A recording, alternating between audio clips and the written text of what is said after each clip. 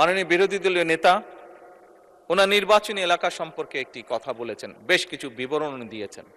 এই সংসদে আজকে দাঁড়িয়ে আমি আমার অবস্থান থেকে পরিষ্কারভাবে বলতে চাই, অনুরোধ জানাবো মাননীয় বিরোধী দলীয় নেতাকে, মাননীয় বিরোধী দলীয় নেতা, আমি যে মন্ত্রণালয়ের অধিক কাজ, আমার পাশেই সেই মিনিস্টার সাহেব বসে আছেন।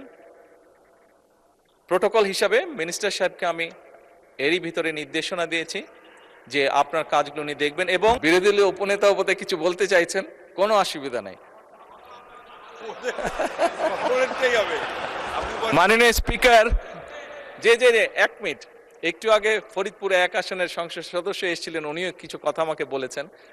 মাননীয় স্পিকার, আমি প্রথমেই বলেছি এই সংসদ বাংলাদেশের মানুষের জন্য, এই সংসদ বাংলাদেশের জন্য।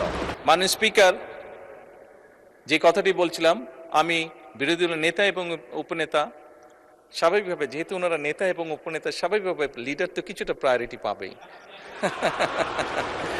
ওনাদের দুজনকে বলব, দয়া করে আপনাদের বিষয়গুলো যদি আমার অফিসেও যদি একটা কপি পাঠিয়ে দেন, আমি নিজে চেষ্টা করব দেখার জন্য বিষয়গুলো।